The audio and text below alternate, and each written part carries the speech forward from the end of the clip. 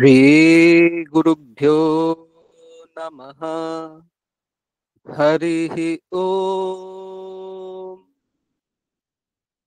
सहना भवतु, सहनौ भुनक्तु, सह वीर्यङ्करवावहै, तेजस्विनावधीतमस्तु मा विद्विषावहै। ॐ शान्ति शान्ति शान्तिः। ॐ शन्नो मित्रः शं वरुणः, शन्नो भवत्वर्यमा, शन्न इन्द्रो बृहस्पतिः, शन्नो विष्णुरुरुक्रमः। नमो ब्रह्मणे नमस्ते वायो, त्वमेव प्रत्यक्षं ब्रह्मासि, त्वामेव प्रत्यक्षं ब्रह्म वदिष्यामि, ऋतं वदिष्यामि, सत्यं वदिष्यामि। तन्मामवतु, तद्वक्तारमवतु, अवतु माम्, अवतु वक्तारम्। ॐ शान्ति शान्ति शान्तिः। ॐ भद्रं कर्णेभिः शृणुयाम देवाः, भद्रं पश्येमाक्षभिर्यजत्राः, स्थिरैरङ्गैस्तुष्टुवागंसस्तनूभिः, व्यशेम देवहितं यदायुः। स्वस्ति न इन्द्रो वृद्धश्रवाः, स्वस्ति नः पूषा विश्ववेदाः, स्वस्ति नस्तार्क्ष्यो अरिष्टनेमिः, स्वस्ति नो बृहस्पतिर्दधातु। ॐ शान्ति शान्ति शान्तिः। ॐ यश्छन्दसां वृषभो विश्वरूपः, छन्दोभ्योऽध्यमृतात् सम्बभूव, समेन्द्रो मेधया आस्पृणोतु। अमृतस्य देवधारणो भूयासम्, शरीरं मे विचर्षणं, जुह्वा मे मधुमत्तमा, कर्णाभ्यां भूरिविश्रुवं, ब्रह्मणः कोशोऽसि मेधया पिहितः। श्रुतं मे गोपाय। ॐ शान्ति शान्ति शान्तिः। ॐ मधुवातारतायते मधुक्षरन्ति सिन्धवः, माध्वीर्नः सन्त्वोषधीः, मधुनक्तमुतोषसि मधुमत्पार्थिवगं रजः। मधुद्यौरस्तु नः पिता, मधुमान्नो वनस्पतिर्मधुमागम् अस्तु सूर्यः। माध्वीर्गावो भवन्तु नः। ॐ शान्ति शान्ति शान्तिः। ॐ पूर्णमदः पूर्णमिदं पूर्णात् पूर्णमुदच्यते, पूर्णस्य पूर्णमादाय पूर्णमेवावशिष्यते। ॐ शान्ति शान्ति शान्तिः। अथ श्रीमद्भगवद्गीता अथ तृतीयोऽध्यायः। अर्जुन उवाच ज्यायसि चेत् कर्मणस्ते मता बुद्धिर्जनार्दन तत्किं कर्मणि घोरे मां नियोजयसि केशव। व्यामिश्रेणेव वाक्येन बुद्धिं मोहयसीव मे तदेकं वद निश्चित्य येन श्रेयोऽहमाप्नुयाम्। श्रीभगवानुवाच लोकेऽस्मिन् द्विविधा निष्ठा पुरा प्रोक्ता मया नघ। ज्ञानयोगेन साङ्ख्यानां कर्मयोगेन योगिनाम् न कर्मणामनारम्भान् नैष्कर्म्यं पुरुषोऽश्नुते न च सन्न्यसनादेव सिद्धिं समधिगच्छति। न हि कश्चित् क्षणमपि जातु तिष्ठत्य कर्मकृत् कार्यते ह्यवशः कर्म सर्वः प्रकृतिजैर्गुणैः। कर्मेन्द्रियाणि संयम्य य आस्ते मनसा स्मरन् इन्द्रियार्थान् विमूढात्मा मिथ्याचारः स उच्यते। यस्त्विन्द्रियाणि मनसा नियम्यारभतेऽर्जुन कर्मेन्द्रियैः कर्मयोगम् असक्तः स विशिष्यते।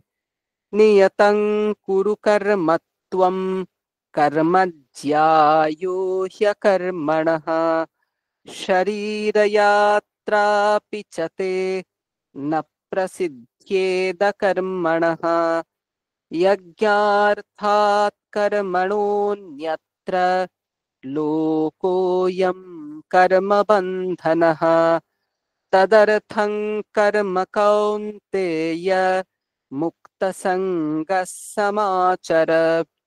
सह यज्ञाः प्रजा सृष्ट्वा पुरोवाच प्रजापतिः अनेन प्रसविष्यध्वम् एष भोस्त्विष्टकामधुक्।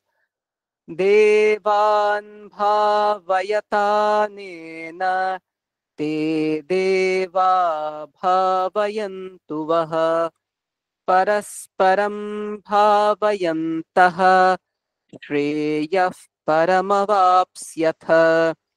इष्टान् भोगान् हि वो देवा दास्यन्ते यज्ञभाविताः तैर्दत्तानप्रदायैभ्यो यो भुङ्क्तेस्तेन एव सः।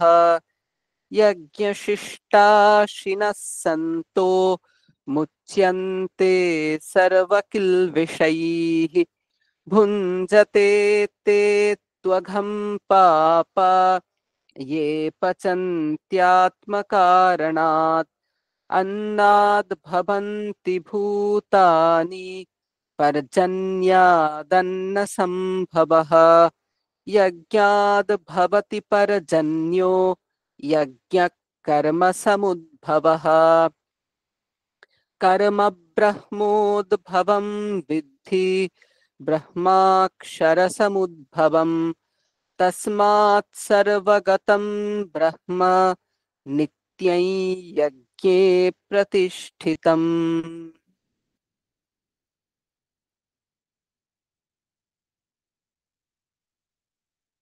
আজকের মনন দ্বিতীয় অধ্যায়ের ৪১ নম্বর শ্লোক। আমরা আগে পড়ে নিই। ব্যবসায়াত্মিকা বুদ্ধিঃ একেহ কুরু নন্দন বহুশাখা হ্যনন্তাশ্চ বুদ্ধয়ো ব্যবসায়িনাম। এর অর্থ, হে অর্জুন, এই নিষ্কাম কর্মযোগে নিশ্চয়াত্মিকা বুদ্ধি একনিষ্ঠ হয়। অস্থির চিত্ত সকাম ব্যক্তিগণের বুদ্ধি বহু শাখা বিশিষ্ট ও বহুমুখী হয়। আমরা এখন শ্রী ভগবানের কাছে কর্মযোগ এবং সমাধি যোগ এই দুই বিষয়ে জ্ঞান লাভ করছি। উনি প্রথমে অর্জুনের শোক এবং মোহ নাশের জন্য আত্মতত্ত্বের কথা বলেছেন। সেই আত্মতত্ত্ব সহজলভ্য নয়, তার জন্য একটা নির্দিষ্ট পন্থা আছে। তো সেই পদ্ধতি, সেই পন্থার কথা এখন উনি বলছেন। ঠিক আছে? এবং উনি বলেছেন শুরুতে, এই আলোচনার শুরুতে, যে এষা তে ভিহিতা সাংখ্যে বুদ্ধির যোগে ত্বিমাম শৃণু বুদ্ধ্যা যুক্তো যয়া পার্থ কর্মবন্ধম প্রহাস্যসি। বলেছেন আগে যে এর আগে তো তোমাকে জ্ঞান তত্ত্ব নিয়ে বলেছি, এরপরে যোগ নিয়ে বলবো। শঙ্করাচার্য সেই যোগ শব্দের অর্থ করেছেন যে তৎপ্রাপ্তি উপায়, অর্থাৎ সেই যে জ্ঞান তত্ত্ব, আত্মতত্ত্ব, যাকে বহু শ্লোকে নিরূপণ করা হলো, সেই আত্মতত্ত্ব প্রাপ্তির উপায়ই হচ্ছে যোগ। এবং তাকে আরো বিস্তারিত করে বলেছেন যে যোগ আসলে এখানে কর্মানুষ্ঠান এবং সমাধি যোগ, এই দুই বিষয়ে এই যোগ শব্দটি এখানে রয়েছে। অর্থাৎ কিভাবে কর্ম আচরণ করতে হবে আর কিভাবে সমাধিস্থ হতে হবে, এখানেই বলবেন এই দুটো বিষয়। এবং কেন এই দুটো বিষয় বলছেন? হে অর্জুন, যাতে তুমি কর্মের বন্ধন থেকে মুক্ত হও। ঠিক আছে? এইবারে মজা হচ্ছে যে ওখানে বুদ্ধির কথা বলা হয়েছিল, যে তোমাকে আমি এই যোগে কিরকম বুদ্ধি হয় সেটা নিয়ে বলবো। অর্থাৎ কর্মানুষ্ঠানে এবং সমাধি যোগে কিরকম বুদ্ধি দরকার সেই বুদ্ধি নিয়ে বলবো, সেই যোগ বিষয়িনী বুদ্ধি। তাহলে এখানে দুটো বিষয় বুঝতে হচ্ছে। প্রথমে যোগ বিষয়টাকে মাথায় পরিষ্কার করতে হচ্ছে। যোগ বলতে এখানে কি বলা হচ্ছে না, যোগ বলতে এখানে আত্মতত্ত্ব প্রাপ্তির উপায়কে এখানে বলা হচ্ছে যোগ। ঠিক আছে? তাহলে যোগ মানে কি? এখানে আত্মতত্ত্ব লাভের উপায়। আর যোগটাকে যদি আমি আরো বিস্তারিত করি, ইলাবোরেট করি, তাহলে কি পাচ্ছি? যোগ মানে হচ্ছে কর্মযোগ আর সমাধি যোগ। খুব ভালো। কর্মযোগ কাকে বলে? আমরা এর আগে বলেছিলাম, কর্মযোগ মানে নিষ্কাম কর্মের কথা বলা হয়েছে, তাই তো? আর সমাধি যোগ মানে যেখানে ধ্যানের যে উচ্চতম অবস্থা সমাধি, সেই সমাধি বিষয়ে সমাধি যোগে বলা হবে। ঠিক আছে? এইবারে এই যে যোগ বিষয়িনী বুদ্ধি, এই যে নিষ্কাম কর্ম বিষয়ক বুদ্ধি, বা সমাধি যোগ বিষয়ক বুদ্ধি, এই বুদ্ধির বিষয়ে উনি বলবেন বলেছিলেন। বুদ্ধির যোগে তু ইমাম শৃণু, এই যোগে কিরকম বুদ্ধি হয় সেটা তুমি শোনো। মানে কি রকম মানসিকতা নিয়ে এই যোগ অনুষ্ঠিত হয় অর্জুন, তুমি এটা শোনো। বুদ্ধি মানে তো আমাদের সিদ্ধান্ত গ্রহণ করা হয় যে ফ্যাকাল্টির দ্বারা, যে অন্তঃকরণের দ্বারা, যে ইনার সেন্স অর্গ্যানের দ্বারা। কারণ চক্ষু কর্ণ নাসিকা জিহ্বা ত্বক এরা বাইরের বিষয় দেখে, আর মন বুদ্ধি এরা কি করে, এরা অন্তরের বিষয় নিয়ে ডিল করে। তাই এদেরকে অন্তঃকরণ বলা হয়, ইনার অর্গান বলা হয়, ইনার সেন্স অর্গান। তো বুদ্ধি ও হচ্ছে ডিসিশন নেয়, নিশ্চয় করে। ঠিক আছে, সংশয়ের উল্টোটা হচ্ছে নিশ্চয়।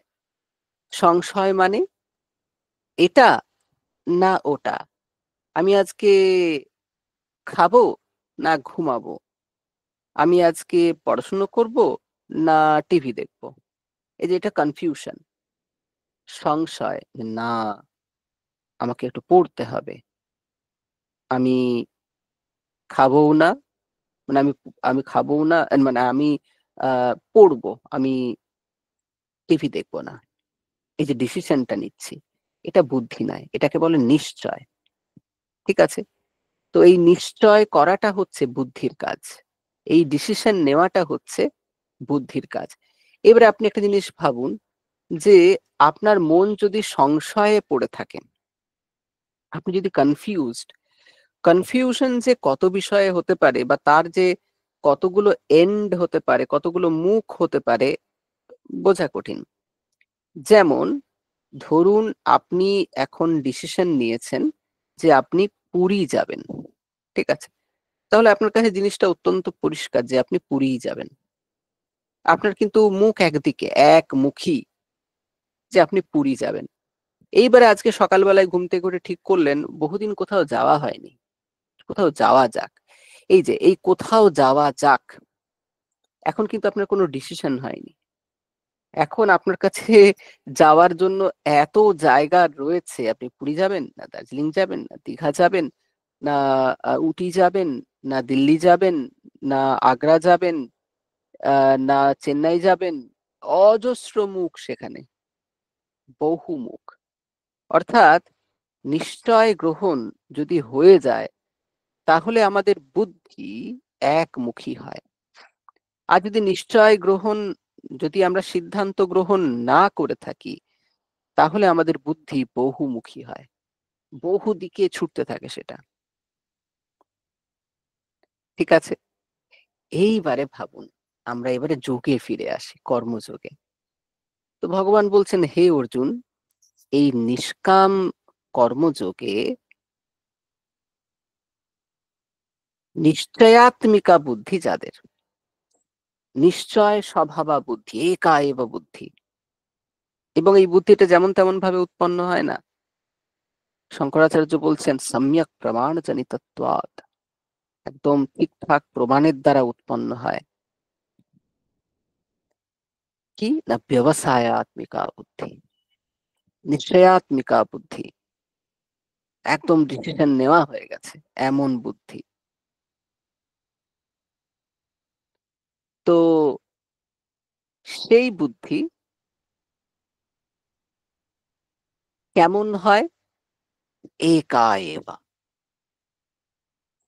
একটি হয়, একমুখী হয়, একনিষ্ঠই হয়।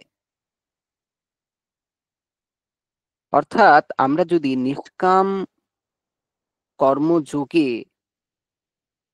প্রবৃত্ত হই, নিষ্কাম কর্ম অনুষ্ঠানে প্রবৃত্ত হই, তাহলে আমাদের বুদ্ধি একনিষ্ঠ হয়। কেন ভেবে দেখুন, আপনি যদি বিষয় ভোগের বাসনায় কর্ম করেন, তাহলে বিষয় অনেকগুলো, সেই বিষয় ভোগও বহু, মন বহুনিষ্ঠ হয়ে থাকবে। ভেবে দেখুন, আপনার সকালবেলায় ১ম এ আপনি একটা কাজ করছেন, কিসের জন্য? না আ গাছে যাতে সুন্দর ফুল ফোটে, আপনার যাতে ভালো লাগে তার জন্য। ফুল ফোটার জন্য আপনি একটা কাজ করছেন, বাগান করছেন। তারপরে রান্না করছেন নিজে খাবেন বলে উদর তৃপ্তির জন্য। তারপরে আবার একটা কাজ করছেন, তারপরে আবার একটা এবং সবগুলোই কোনো না কোনো কাম, কোনো না কোনো ইচ্ছাকে পূরণ করার জন্য। এইবারে এই accumulated এত, এত বিষয় তো আমার বুদ্ধি তো বহুনিষ্ঠ হবেই। এইবারে ভাবুন কেউ কর্ম করছে নিষ্কামভাবে। সে কোনো কর্মের ফল চাইছে না, কোনো বিষয় ভোগ চাইছে না। সবটাই ও সব কর্মকে একটা জায়গার সাথে যুক্ত করে দিয়েছে। সব কর্মের ফল ঈশ্বরপ্রীতি। যে আমি এই কাজ করছি কিসের জন্য? ঈশ্বরের প্রীতির জন্য। ঈশ্বর খুশি হবেন তার জন্য। ব্যাস হয়ে গেল। তাহলে কি এই যত কর্ম আছে এই কর্মগুলোর কোনটাই বিষয় ভোগের জন্য হচ্ছে না। আমার মন কিন্তু বহুনিষ্ঠ নয় আর। আমার মন শুধুমাত্র ঈশ্বরনিষ্ঠ। আমি সমস্ত কর্ম করছি কিন্তু মন পড়ে আছে ঈশ্বরে। যে আমি ঈশ্বরের প্রীতি কামনায় এই অনুষ্ঠান করছি, এই কর্ম করছি। তাই যাদের বুদ্ধি নিষ্কাম কর্মযোগে, যাদের বুদ্ধি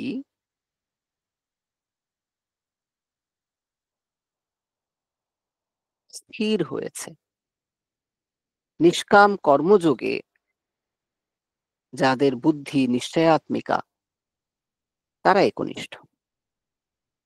সেই বুদ্ধি একনিষ্ঠ। সেই বুদ্ধি বহু দিকে ধাবিত হয় না।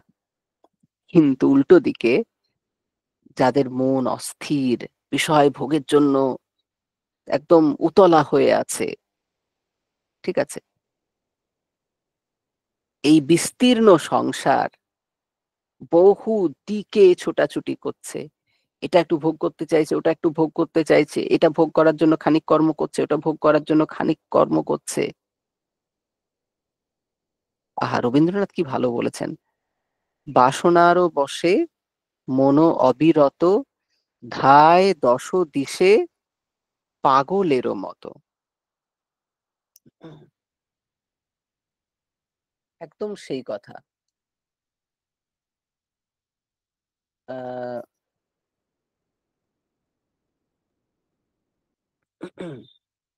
আমি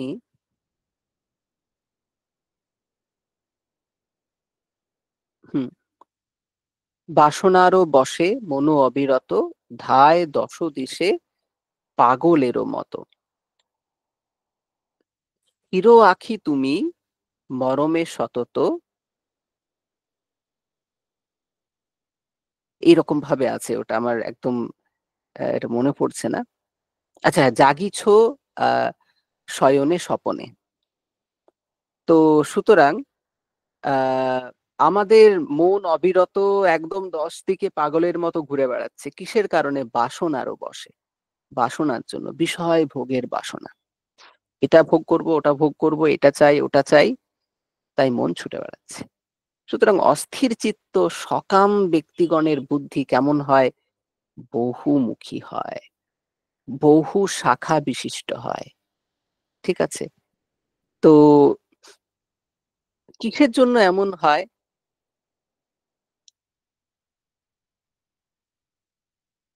এই যে বিবিধ আ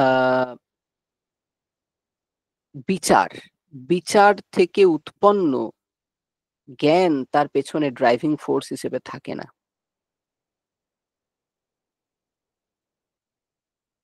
যারা নিষ্কাম কর্ম করে, তারা তো দুম করে নিষ্কাম কর্ম করা শুরু করে দেয় না। তার পেছনে একটা থট প্রসেস আছে। একটা বিচার পদ্ধতি আছে। সে সেই বিচার পদ্ধতির মধ্য দিয়ে গেছে। প্রমাণের মাধ্যমে সে এই সিদ্ধান্তে উপনীত হয়েছে যে সকাম কর্ম বন্ধনের কারণ, নিষ্কাম কর্ম বন্ধন মুক্তির কারণ। তাই সে বিচারের মাধ্যমে, সে প্রমাণের মাধ্যমে এই সিদ্ধান্তে উপনীত হয়ে বুদ্ধিকে একনিষ্ঠ করেছে।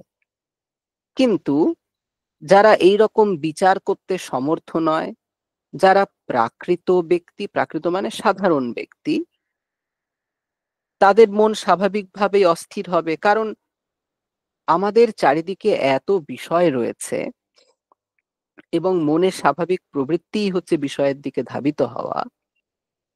তো মন অস্থির হয়ে থাকবে।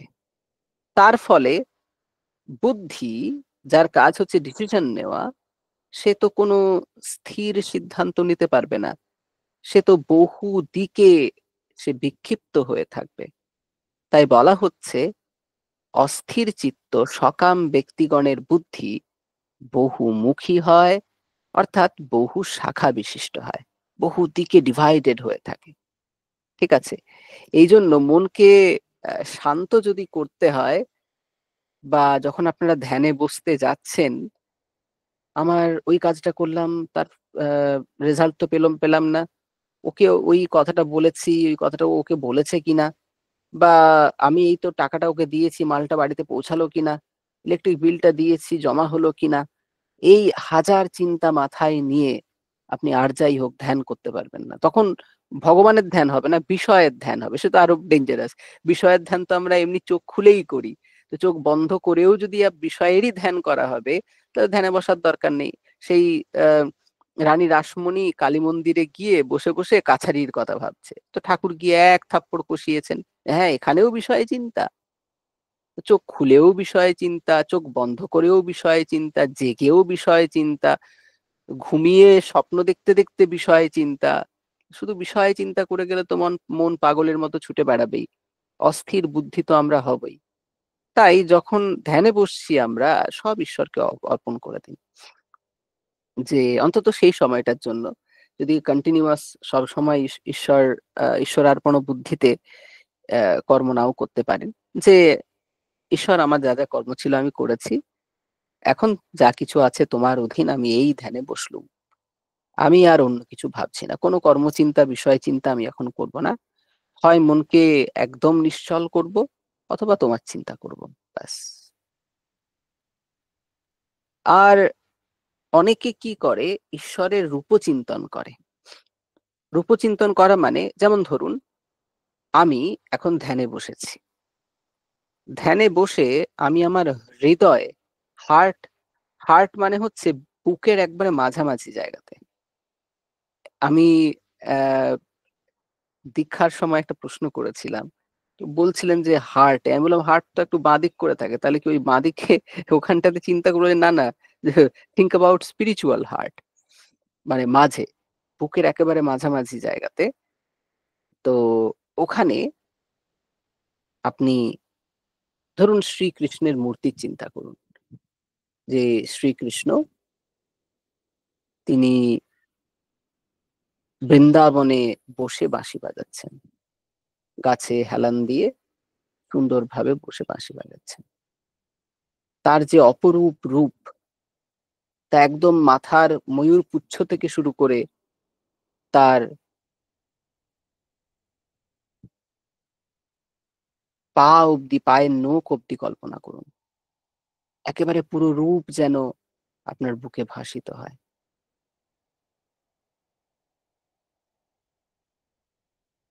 এরকম ভাবে অনেকে ইষ্ট রূপ চিন্তন করে, ওটাও কিন্তু ধ্যান। তাতে কি হয়, মন অন্য কোনো দিকে যাচ্ছে না, শুধু ঈশ্বরের রূপকে আমি প্রত্যক্ষ করছি। ঠিক আছে? তো কিভাবে কল্পনা করতে হয়, যে আমি যেদিকে তাকিয়ে আছি, সম্মুখে ভগবানও সেই দিকেই তাকিয়ে আছেন। উনি আমার হৃদয়ে আছেন, ঠিক আছে, কিন্তু তার অভিমুখটা হচ্ছে যে এরকম, আমি যেদিকে তাকিয়ে আছি, তো উনিও সেই মুখে তাকিয়ে রয়েছেন। এইভাবে রূপকল্পনা করতে হয়। ঠিক আছে? তো বিষয় হচ্ছে যে আহ তখন আপনার মন কি হয়, একনিষ্ঠ হয়, বুদ্ধি একমুখী হয়। আর না হলে কিন্তু বুদ্ধি বহুমুখী থাকবে। এখানে যদিও ধ্যানের কথা বলা হয়নি, এখানে মূলত যে বিষয়টা বলা হয়েছে, যে সকাম কর্ম যারা করেন তাদের মন কেমন হয়, তাদের বুদ্ধি কেমন হয়, বহুমুখী হয়, বহু শাখা বিশিষ্ট হয়। আর যারা নিষ্কাম কর্ম আচরণ করেন, তাদের বুদ্ধি একনিষ্ঠ হয়। কারণ তারা বিষয় ভোগে ধাবিত হন না। ঠিক আছে? তাই বহুমুখী তাদের বুদ্ধি হয় না। তাহলে আমাদের যাতে মানসিক শান্তি বজায় থাকে তার জন্য আমাদের বুদ্ধি যেন একনিষ্ঠ হয়। আমরা যেন ঈশ্বরের প্রীতি কামনায় কর্ম আচরণ করতে পারি। বিষয় ভোগের লালসায় যাতে আমরা কর্মে প্রবৃত্ত না হই, এই গুড থট দিয়ে আমাদের আজকের দিন শুরু হোক। এরপরে আপনারা প্রাত্যহিক ধ্যান, জপ, শরীরচর্চা ইত্যাদির মাধ্যমে আজকের সুন্দর দিন শুরু করুন। সকলকে সুপ্রভাত।